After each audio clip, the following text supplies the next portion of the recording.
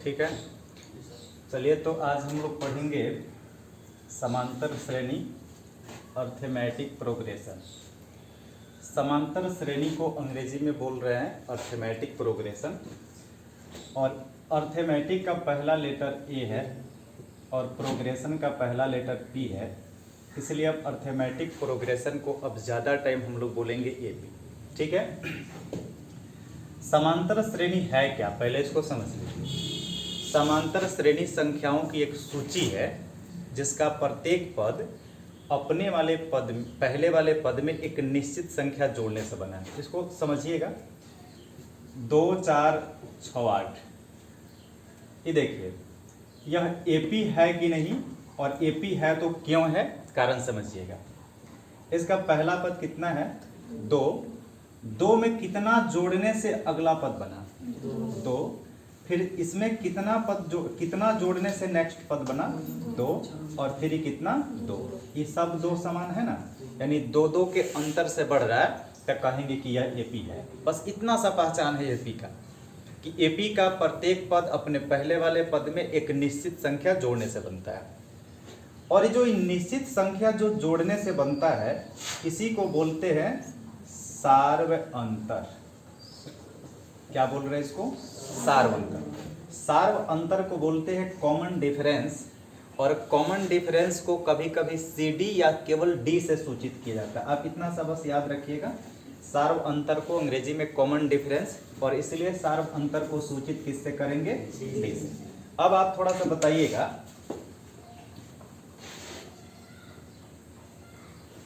यहां पर जो लिख रहे हैं हम 10 15 20 और 25, क्या यह एपी है कि नहीं, आपको बताना है।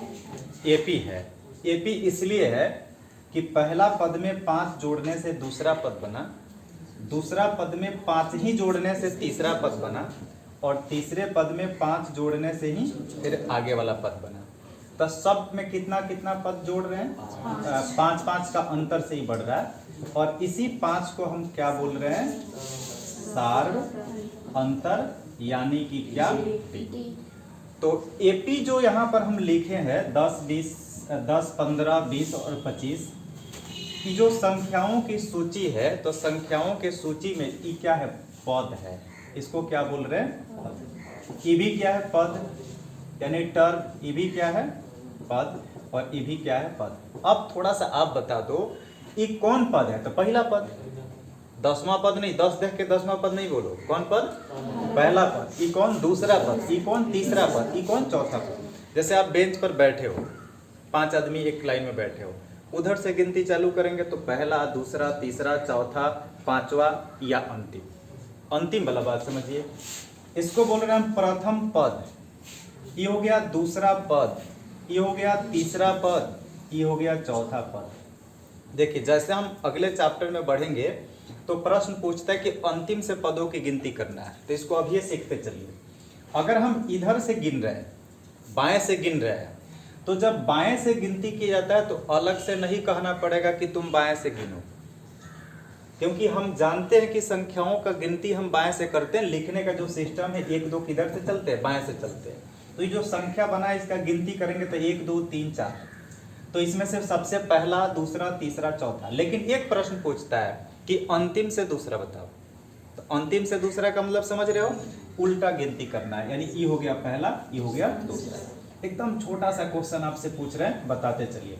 इसमें प्रथम पद कितना 10, तीसरा पद बताइए 20, और अंतिम पद बताइए, यानी प्रथम, दूसरा, तीसरा, चौथा। चौथा को सबके बाद में कुछ नहीं थी, अंतिम हो गया, तो ये हो गया अंतिम पद। और अगर अंतिम पद से गिनती करने के लिए बोला जाए तब ये हो जाएगा, जो अंतिम है वह हो जाएगा प्रथम, दूसरा, तीसरा और चौथा, ऐसे बढ़ेगा। एक बात समझते चलिए, इसमें टोटल पद कितने हैं, 4, तो उसको 4 को बोलते हैं पदों की संख्या। क्या बोलेंगे, पदों की संख्या, और इसको पदों की संख्या को नंबर ऑफ टर्म n से सूचित करते हैं। तो पदों की संख्या कितना है, तो 4। अब समझते चलिए, अगर पूछे पदों की संख्या यानी n पूछा जा रहा है आपसे, और इसको जानना ज्यादा जरूरी है, प्रथम, दूसरा, तीसरा, चौथा। लेकिन चौथा को एक और बात बोल सकते हैं, अंतिम। अंतिम को क्या बोलते हैं, अंतिम पद को क्या बोलिएगा, लास्ट टर्म यानी एल। ठीक है, तो एल बराबर कितना 25। अंतिम से गिनने का बात बोलेगा तो आप समझ गए। अंतिम से पूछेगा अंतिम से तीसरा पद बताओ, कौन होगा 15। सीधे कहेगा दूसरा पद बताओ तो कौन, सीधे दूसरा 15। अंतिम से कहेगा तब 20, सीधे दूसरा पूछे तो 15, अंतिम से दूसरा तो 20, लेकिन सीधे दूसरा तो 15। ठीक है, इस तरह से आप समझिएगा। ऐसा क्वेश्चन आपके किताब में है और किताब को ध्यान में रखते हुए क्लास चल रहा है। अब आप थोड़ा बता दो, फिर वही एग्जाम्पल लिख रहा है 10, 15, 20 और 25। इसमें पद गिन के बताओ कितना है, 4, यानी गिन लिए। इसमें गिन के बताओ कितना है, इसमें 4 तो था, इसमें गिनती करके बताइए कितना पद है, नहीं गिन सकते। इसमें पदों की गिनती किया जा सकता है, लेकिन इसमें पदों की गिनती नहीं किया जा सकता है। ऐसा एपी, एपी तो दोनों है। अच्छा, दोनों एपी क्यों है बता सकते हैं? दोनों एपी इसलिए है क्योंकि इसका प्रत्येक पद कितना 5-5 के अंतर से बढ़ रहा है। ई भी एपी इसीलिए है क्योंकि प्रत्येक पद 5-5 के अंतर से, 5-5 से नहीं, 7-7 के अंतर से भी बढ़ सकता है, 10-10 के अंतर से बढ़ सकता है। यानी पहला जितने के अंतर से बढ़ेगा बाकी पद भी उतना ही के अंतर से बढ़ेगा, तब एपी है। तो इसको क्या बोले, इसमें पदों का गिनती कर लिए, टोटल 4 पद है। इसमें 1 2 3 4 खत्म नहीं हुआ, डैश डैश, यानी इसी तरह से 25 के बाद 30, 30 के बाद ऐसे बढ़ते जाओ। ये जो एपी हो गया इसको बोलते हैं परिमित एपी। कौन एपी? ये हो गया परिमित एपी। ई कौन एपी? अपरिमित, अपरिमित एपी।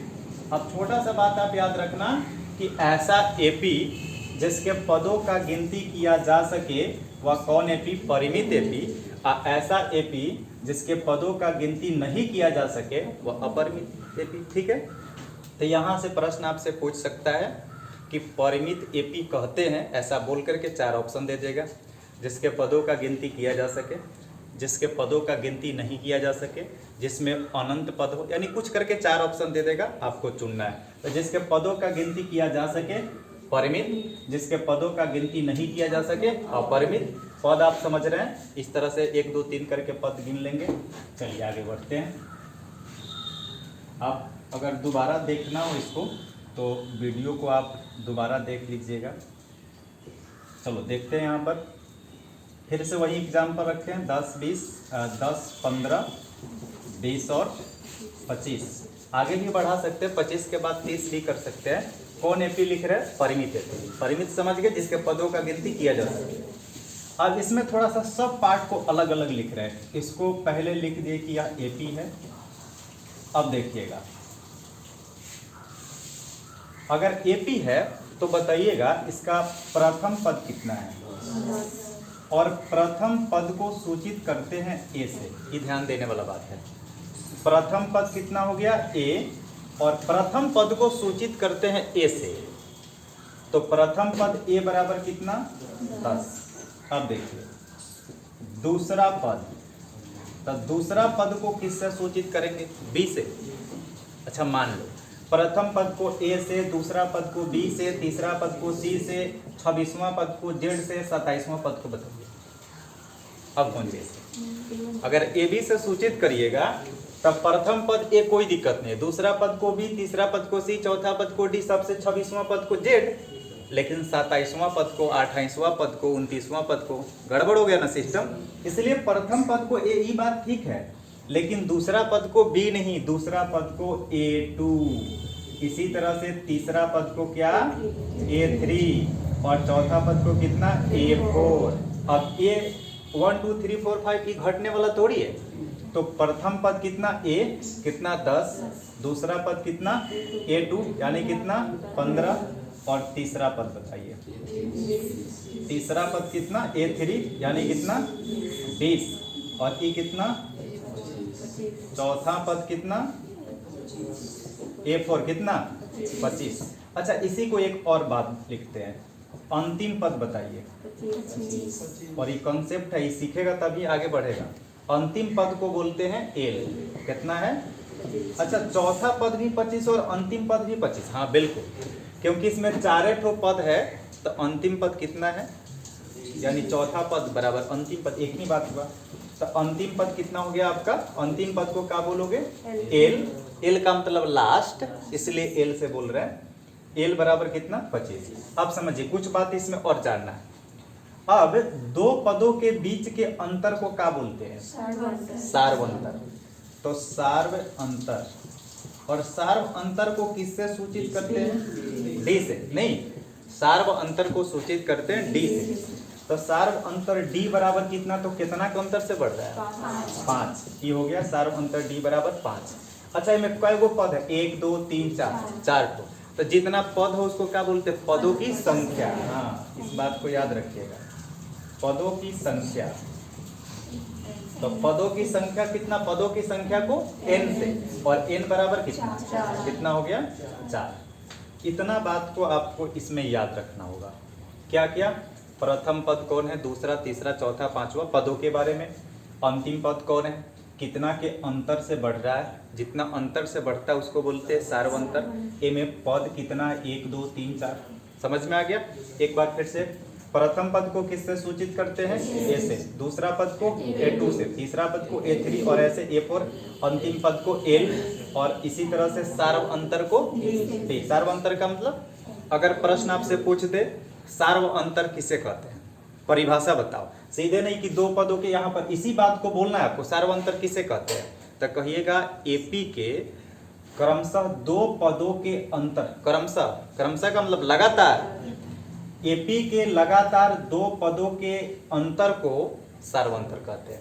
कोई भी हो, जैसे यहाँ पर 10 15 के बीच का, चाहे 15 20 के बीच का, चाहे 20 और 25 के, किसी भी दो पदों के बीच के अंतर को क्या कह रहे हैं? सार्व अंतर। तो जैसे देखो ना, और दो पदों के बीच के अंतर को, ठीक है, यानी दोनों के बीच का अंतर कितना है? 5।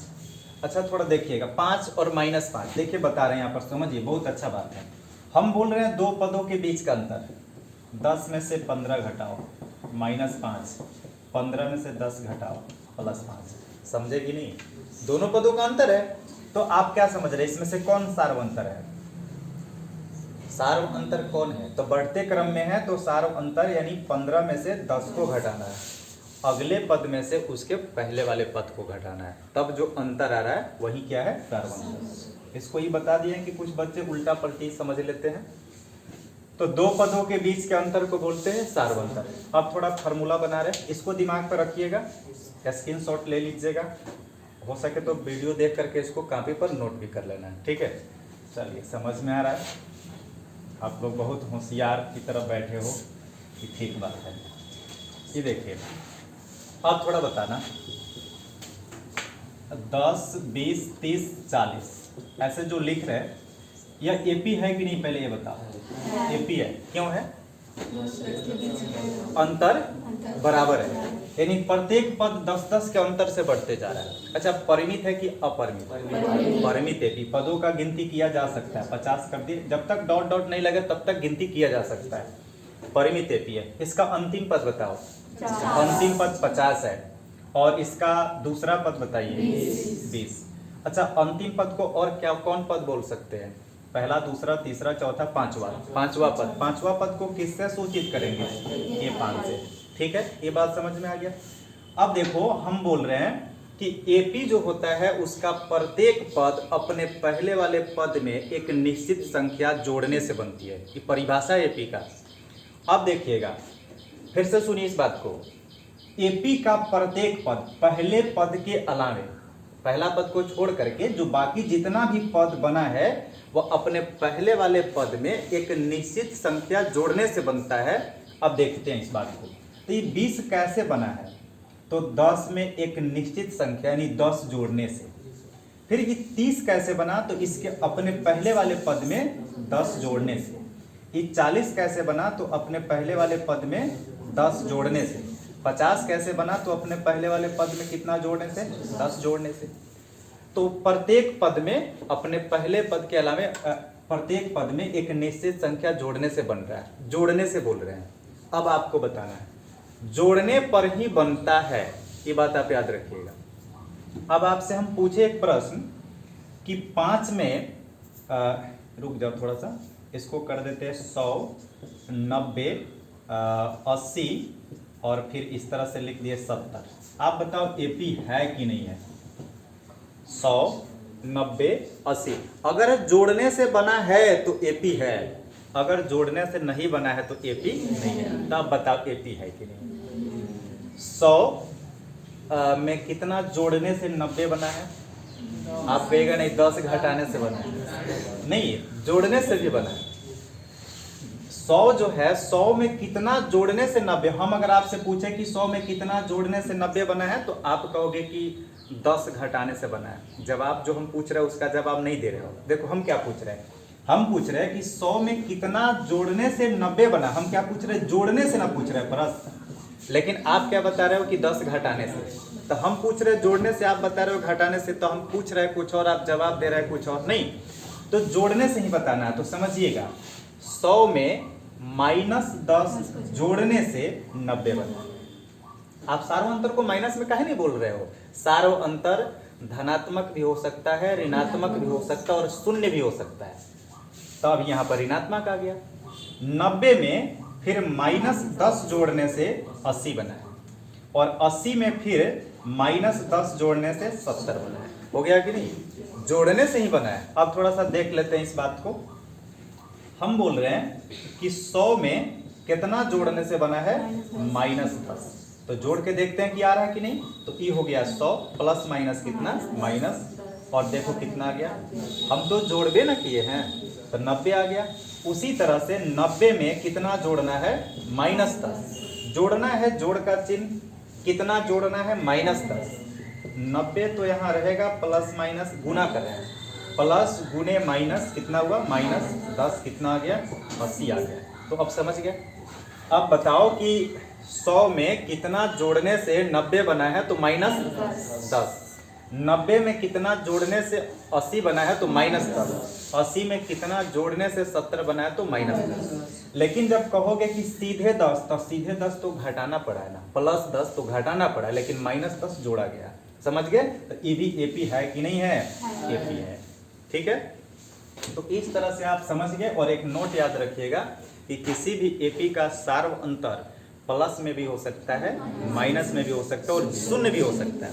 जैसे एक प्रश्न आपसे हम पूछ ले रहे हैं, तीनों बात का चर्चा हो जाए इस पर। देखिए एक प्रश्न बोल रहे हैं, इसको भी मिटाते हैं। यहां पर अगर हम लिख दे 5, 5, ई एपी है कि नहीं? एपी है कि नहीं? कैमरा देखो तो, बोल रहा है कुछ, चल रहा है, रीस्टार्ट हो गया। और चलिए देखिए, चलना चाहिए, सेकंड चलना चाहिए। 5, 5, 5, 5 एपी है कि नहीं? है। हम बोल रहे हैं कि एपी कब होगा? जब अपने पहले वाले पद में एक निश्चित संख्या जोड़ने से बनेगा। अब आप तुरंत कहिएगा कहाँ इसमें कुछ जोड़ा गया है? 5 का 5 है, 5 का 5 है, 5 का 5 है, कहाँ जोड़ा गया? कुछ भी नहीं जोड़ा गया, तो 0 जोड़ा गया। तो इसका सार्व अंतर कितना है? सार्व अंतर हो गया इसका 0, यानी डी बराबर कितना? 0। तो एपी का सार्व अंतर धनात्मक भी हो सकता है, ऋणात्मक भी हो सकता है और शून्य भी हो सकता है। तो यहाँ पर सीधे 5, 5, 5 भी रहे तो इसको हम एपी बोल सकते हैं। अब देखिएगा थोड़ा, सार्व अंतर हम निकालेंगे कैसे? सार्व अंतर क्या बोल रहे हैं? सार्व अंतर को बोल रहे हैं डी। डी बराबर फॉर्मूला है इसका कि एगो आगे वाला पद में से एगो पहले वाला पद घटा दो, आपका डी निकल जाएगा। तब देखिए, तो डी को D1 कर दिए, तो D1 का मतलब A2 माइनस A1। इसका मतलब A2 कौन पद है? दूसरा पद, और दूसरा पद में से पहला पद घटा दो तो D निकल जाएगा। लेकिन ऐसा थोड़ी है कि दूसरा पद में से पहला पद घटाएंगे तभी D निकलेगा।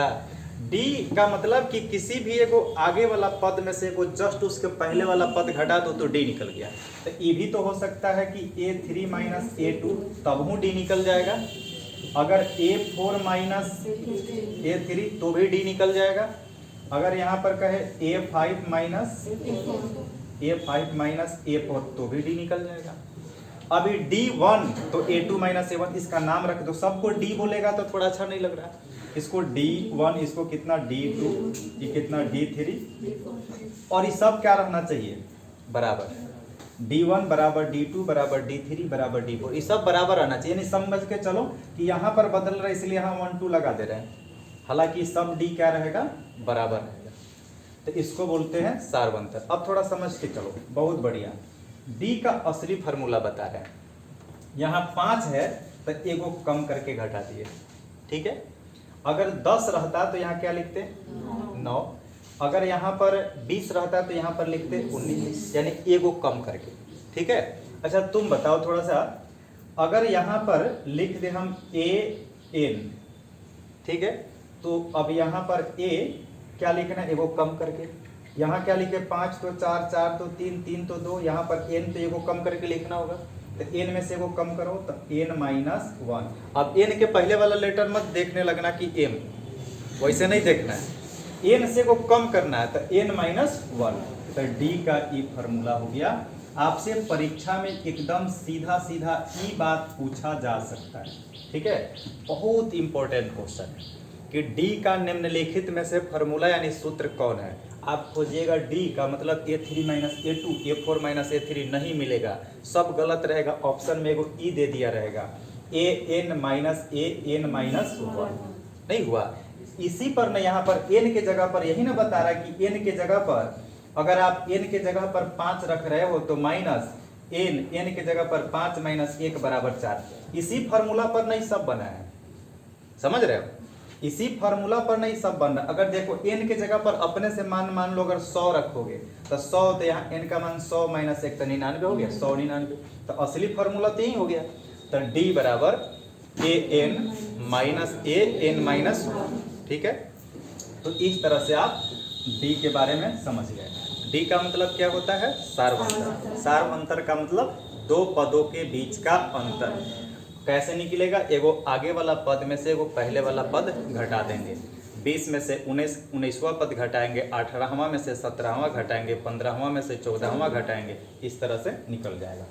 अब देखिए एक एपी में थोड़ा सा सिंपल सा बात है, एक एपी में कितना डी निकाल सकते हैं जब हमें पदों का संख्या ज्ञात हो। ध्यान से सुनिएगा, अगर किसी, ये मिटा देते हैं, अगर एक हम एपी लिख रहे हैं 10, 12, 14 और इस तरह से 16, 18, इसमें कितना पद है, 1 2 3 4 5, तब 5 पद है तो इसमें 4 गो डी निकलेगा, ठीक है। सब डी बराबर होगा, लेकिन अलग अलग करके हम देखें तो देखो इन दो पदों के बीच का अंतर, फिर इन दो पदों के बीच का अंतर, और फिर इन दो पदों के बीच का अंतर, और फिर इन दो पदों के बीच का अंतर, और भी कहीं दो पदों के बीच का अंतर हो रहा है। तब पद कितना, 1 2 3 4 5, डी कितना निकला, 4।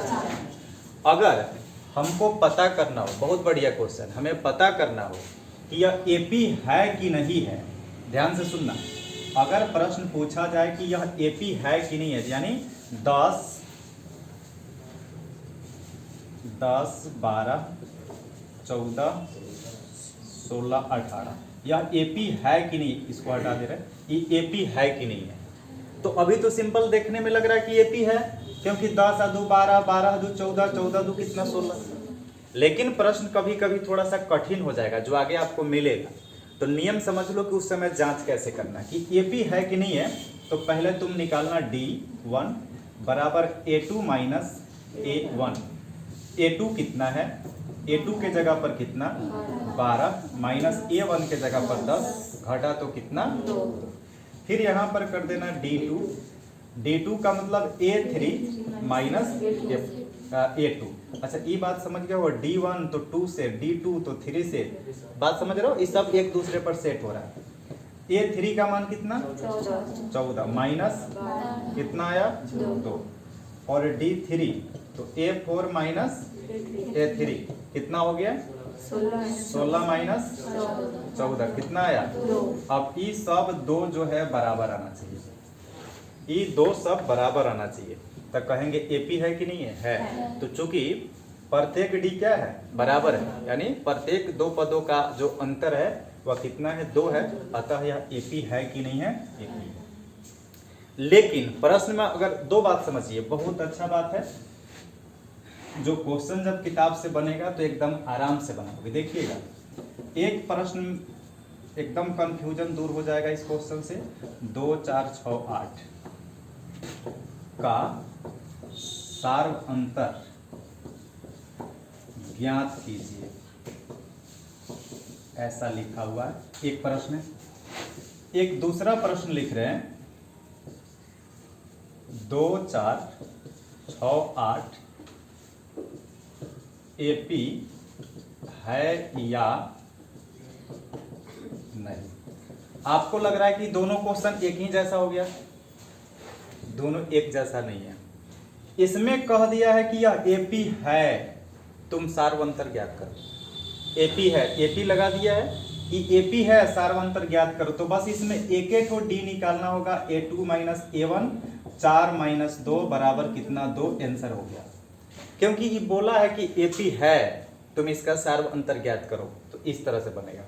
ये बोला है एपी है या नहीं जांच करना है, तो इसमें कितना डी निकलेगा। पहला ये दोनों के बीच का अंतर निकलेगा, फिर दूसरा जैसे D1 तो A2 माइनस A1 यानी 4 माइनस 2 बराबर कितना 2, D2 A3 minus A2 6 minus 4 यानी 2, और फिर D कितना 3 तो A4 माइनस A3 बराबर A4 कितना था 8 माइनस 6 बराबर कितना 2। अब सब देखो कि सब डी बराबर है, तब कहो कि अब एपी है। अंतर समझ रहे हो। अगर प्रश्न पूछ दे कि एपी का सार्व अंतर ज्ञात करो तो एगो डी निकलेगा, लेकिन अगर कहेगा सार्व एपी है कि नहीं है तो उसके टोटल पदों के बीच का अंतर निकलेगा। ठीक है, अब आगे देखते हैं। मार्कर में थोड़ा सा इंक कम दिख रहा है, इसलिए इस क्लास को यहाँ पर रोक रहे हैं और फिर अगले पार्ट में यहाँ से पढ़ा रहे हैं। कैमरा बंद कर दिएगा।